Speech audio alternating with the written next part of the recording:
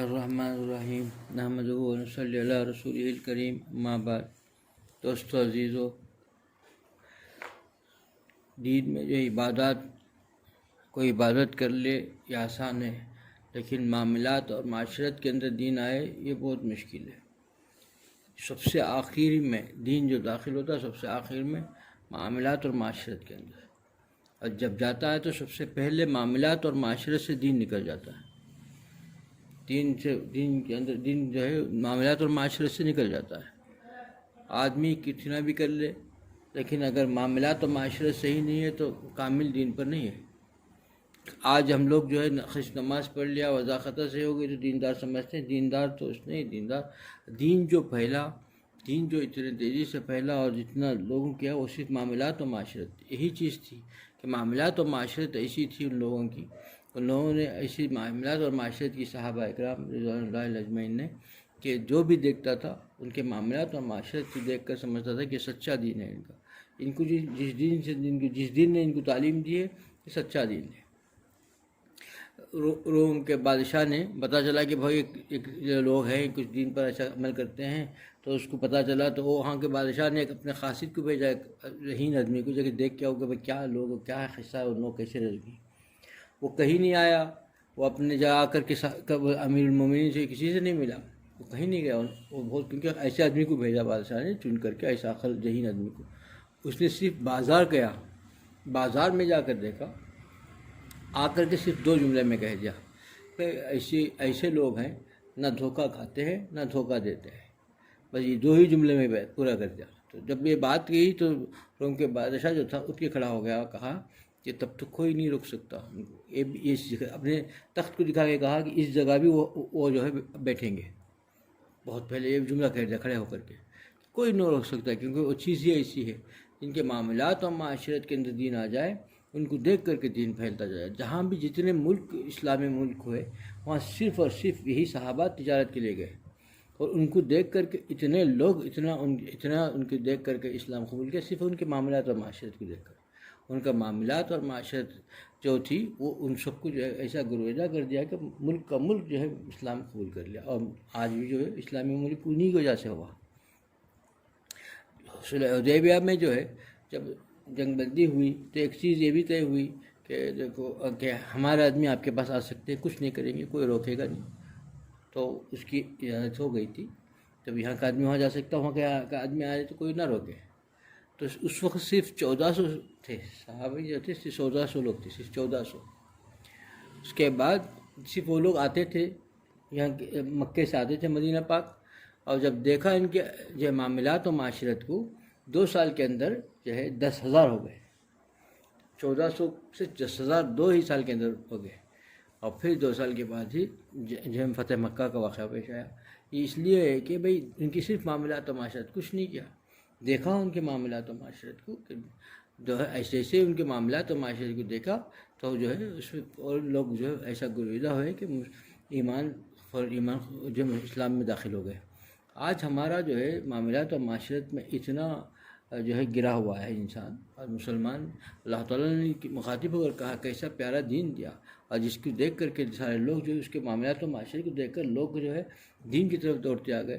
اور ہمارا حال یہ ہے کہ ہمارے معاملات و معاشرت ایسے ہیں کہ لوگ دیکھ کر کے دین سے بھاگ جائیں گے، کیونکہ ہمارا معاملات و معاشرت جو ہے دین سے بہت دور ہے۔ اسی لیے سب سے پہلے جو چیز دین جو ہے سب سے پہلے جو جاتا ہے معاملات و معاشرت سے جاتا ہے۔ جس نے اللہ سے دوری اختیار کی، جس نے اللہ تعالیٰ کے احکامات کو چھوڑا، جس نے شریعت کو پس پش ڈالا، اس کے معاملات و معاشرت سے سب سے پہلے دین نکل جاتا ہے۔ نمازیں بھی پڑھتا رہتا ہے، روزے بھی ہوتے رہتے ہیں، اعتکاف بھی ہوتا رہے گا، لیکن معاملات و معاشرت رہے گی۔ جہاں حج بھی چلے گیا، جب بھی کہ کوئی جا گیا حج بھی چلے جاتا ہے، عمرہ بھی گیا، نمازی ہو گیا، سب کچھ ہو جاتا ہے، لیکن معاملات و معاشرت کا صحیح ہو جائے یہ ایسا نہیں ہو۔ دیندار ہونے کے بعد ہی آئے گا دین، جس کا آئے گا وہی اس کے معاملات معاشرت صحیح ہوگی۔ یہی کسوٹی ہے۔ معاملات اور معاشرت جس کے صحیح ہیں، بالکل شریعت کے مطابق ہے، وہ پکا سچا مسلمان ہے، وہ دیندار ہے۔ جس کے معاملات و معاشرت خراب ہے، چاہے وہ نمازی ہو 5 وقتہ، چاہے اس کے جو ہے روزہ دار ہو، جو ہے اعتکاف میں بیٹھنے والا ہو یا حج عمرہ کرنے والا ہو، وہ دیندار نہیں ہو سکتا، کیونکہ معاملات و معاشرت ایسی چیز ہے کہ جہاں پر اتنا آسان نہیں ہے وہاں پر۔ یہ لوگ جو ہے سمجھ جاتے ہیں کہ بھائی معاملات معاشرت میں کیا رکھا ہے، لیکن معاملات معاشرت ایک کسوٹی ہے، انسان کو پرکھ سکتے ہیں کہ اس کا دین کیسا ہے، اسی میں معلوم ہو جائے گا کہ بھائی اس کا دین کیا ہے، دین کے اندر کتنا دین کا دیندار ہے اور کتنا اس کے اندر دین رس بس گیا ہے۔ اللہ کا خوف ہوگا، خشیت الہی ہوگی، اللہ کا ڈر ہوگا، تو اس کے اندر ہر معاملات اور معاشرت بالکل اسی طریقے سے گزارے گا۔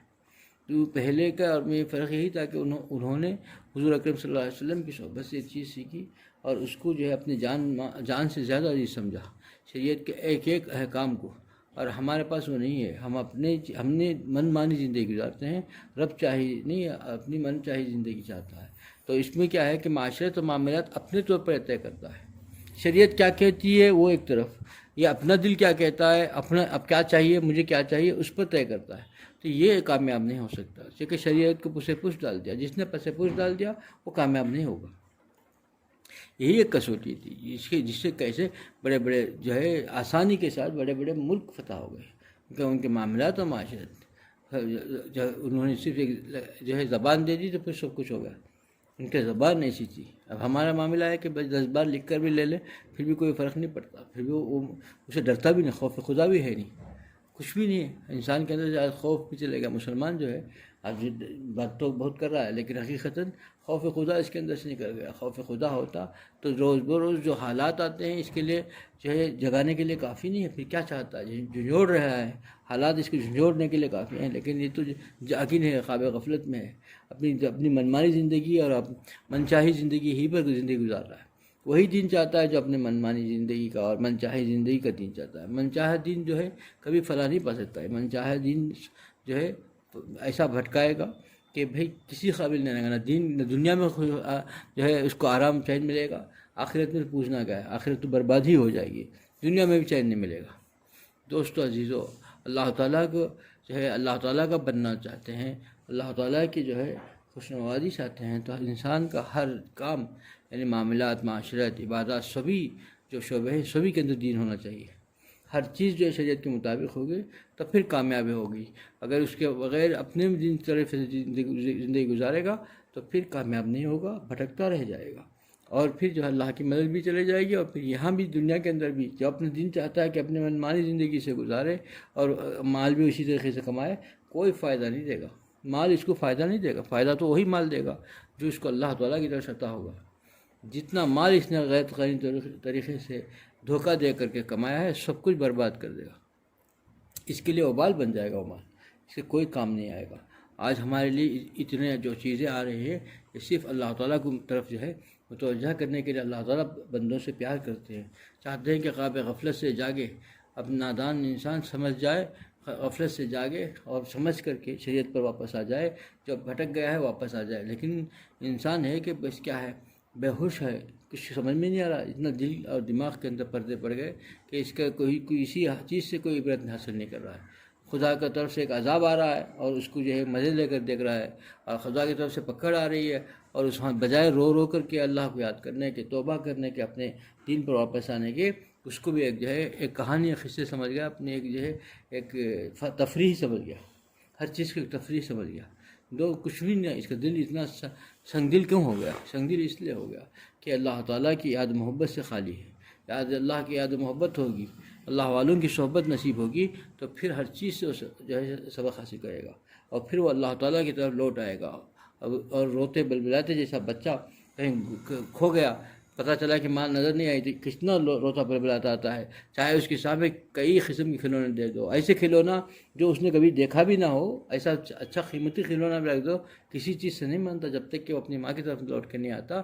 اس طریقے سے بندہ کو اگر صحیح جو ہے اللہ تعالیٰ کی طرف سے تعلق ہو گیا پھر وہ لوٹ کے آئے گا، کہیں چین نہیں نصیب نہیں ہوگا۔ دل کی دنیا صحیح ہو گئی تو پھر وہ چین صرف پائے گا تو وہیں پائے گا کہ اللہ تعالیٰ کی جو ہے سائے میں آ کر ہی پائے گا۔ اللہ تعالیٰ سے رابطہ جب تک صحیح نہیں ہوگا اس وقت تک اس کو چین نصیب نہیں ہوگی۔